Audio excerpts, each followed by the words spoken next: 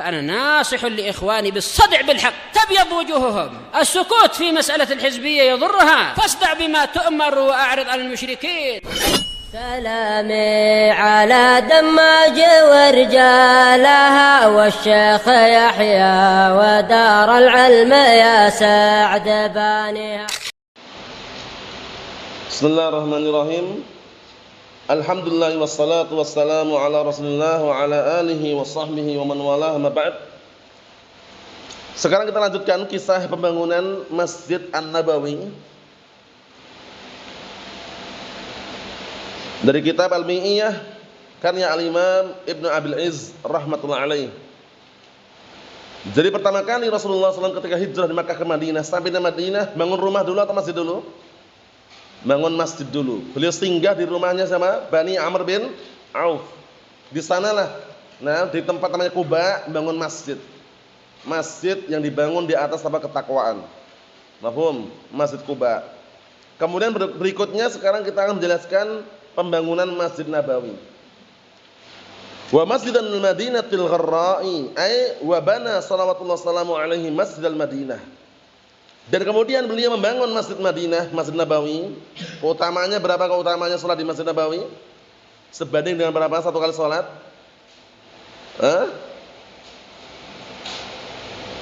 Yakin? 1000. Kalau 100.000 itu di Masjidil Haram. Kalau Masjidil Aqsa berapa? 500. Kalau Masjid Nabawi ta'dil 1000 salah. Paham ya? Salatun fi Masjidil Haram ta'dilu 100,000 salah. Wa salatun fi masjid hadza ta'dilu 1000 salah. Wa salatun fi Masjidil Aqsa ta'dil 500 salah. Paham? Itu hadis anu nukil dengan makna. Lafadznya tadi itu mungkin beda sedikit, cuman maknanya sama. Salat di Masjidil Haram, satu kali salat sebanding dengan berapa? 100.000 kali salat. Salat di Masjid Nabawi, satu kali salat sebanding dengan berapa?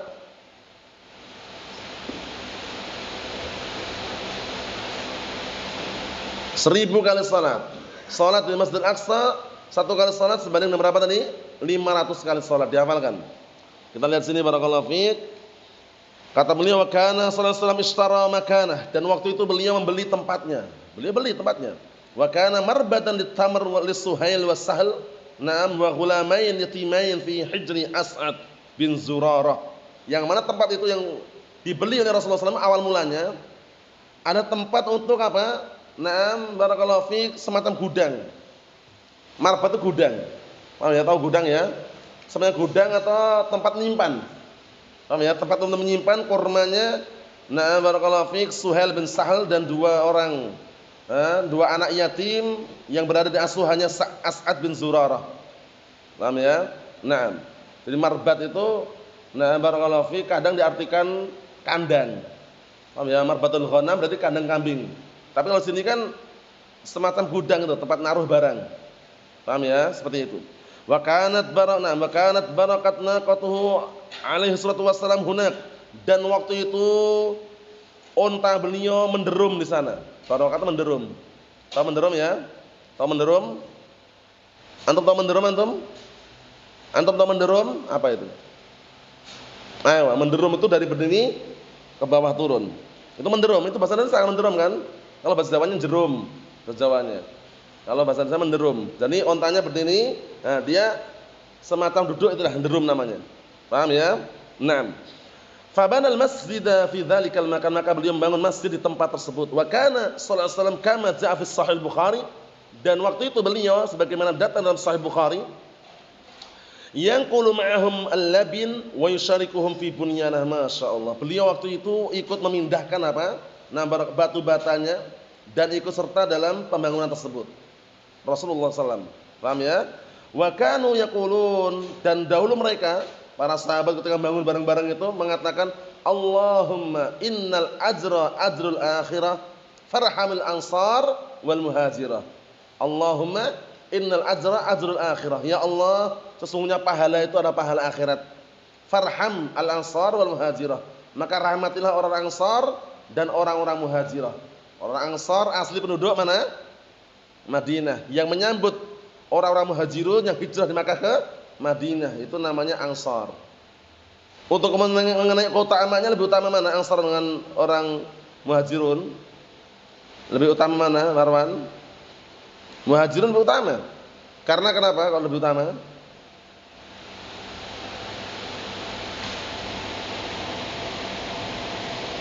Dan karena apa? Li'annahum jama'u bainan nusrah wal hijrah. Karena mereka mengumpulkan antara nusrah menolong Rasul SAW dan juga hijrah. Itu keutamaannya. Paham ya? Dan antum lihat dalam Al-Qur'an juga ayatnya gitu kan? Was-sabiqunal awwalun minal muhajirina wal ansar. Muhajir dulu baru ansar. Mafhum? Naam. Kita lihat pantunnya ini bagus. Allahumma innal ajra ajrul akhirah.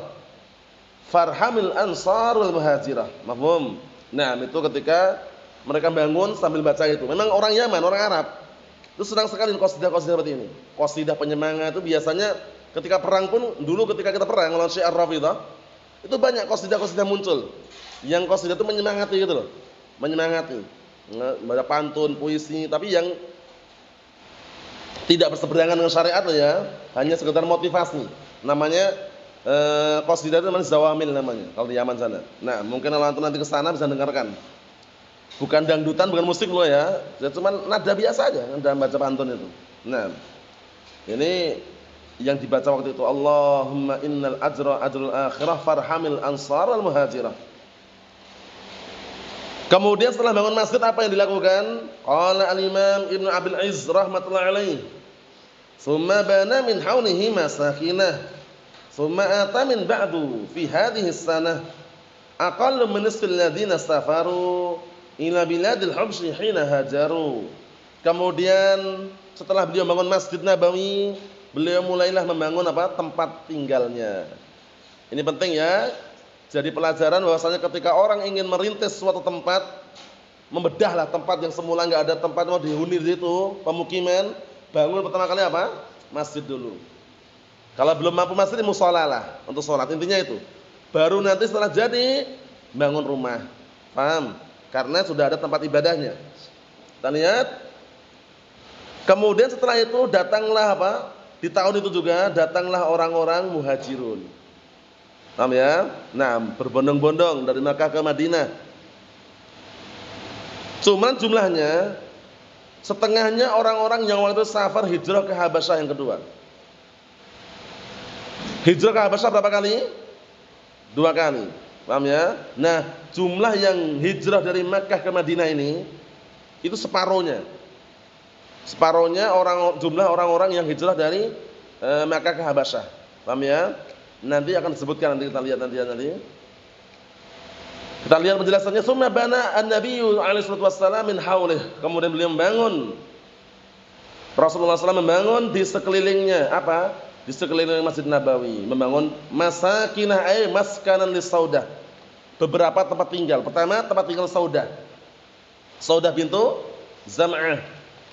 Tsumma maskanan akhar li Aisyah, kemudian tempat tinggal yang lain untuk Aisyah, dibangun rumah sekitar situ. Isti'dadan lil bina biha, untuk persiapan barakallahu fiik, membangun rumah tangga dengannya. Kan baru-baru nikah kan? Nah, dalam artian kan membangun rumah tangganya ketika hijrah ke Madinah kan, awal kali hijrah ke Madinah kan.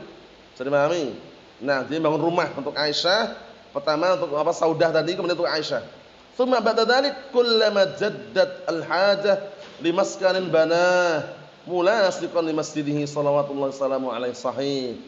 Kemudian setelah itu setiap kali datang keperluan yang sangat, maka barakallahu fiik, maka ketika diperlukan tempat tinggal beliau membangunnya bersambung dengan Masjid Nabawi.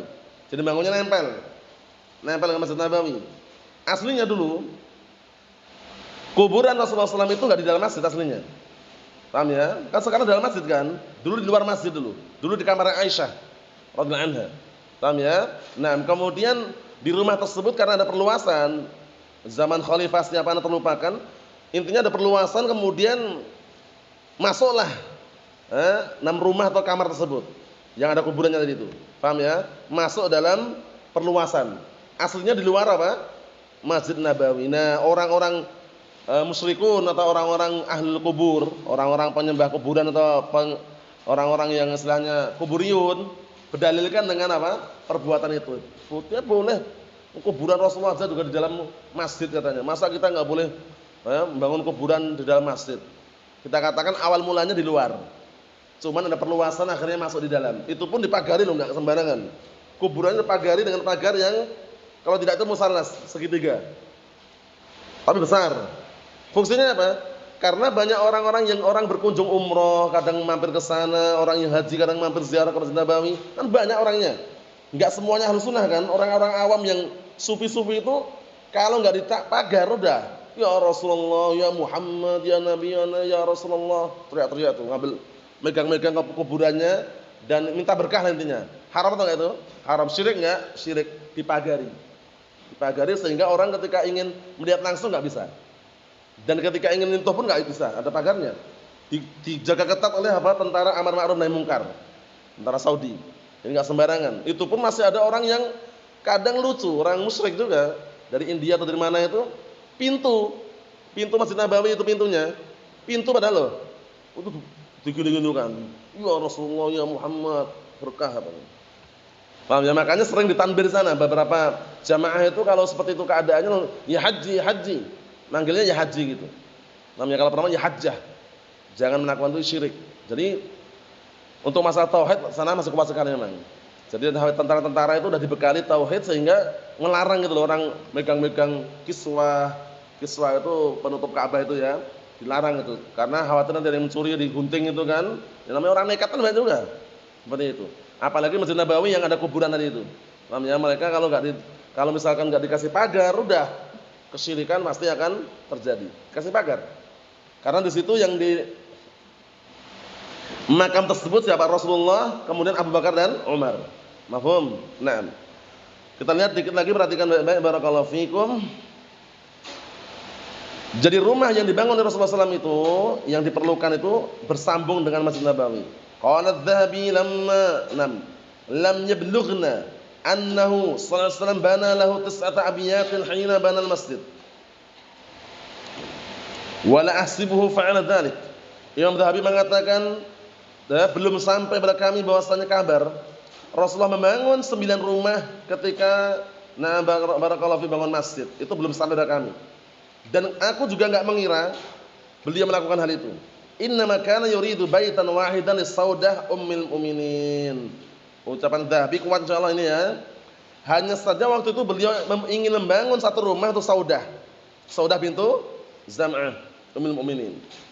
Tsumma lam yahtaj li baitin akhar, kemudian beliau tidak perlu rumah yang lain hatta bana li Aisyah, sampai beliau membangun rumah tangga, membangunkan rumah untuk Aisyah fi Syawal sanata isnatain, pada bulan Syawal pada tahun 2 Hijriah. Paham? Sekarang udah Hijriah tahunnya, ini udah Hijrah. Paham ya? Fa ka'annahu sallallahu alaihi wasallam banaha fi awqatin mukhtalifah. Maka seakan-akan beliau membangunnya pada waktu yang berbeda-beda. Memang waktunya beda-beda, itu pendapatnya kuat. Jadi tadi itu kan dikisahkan bahwasanya seakan-akan pelangsungan itu loh. Padahal dalam waktu yang berbeda-beda.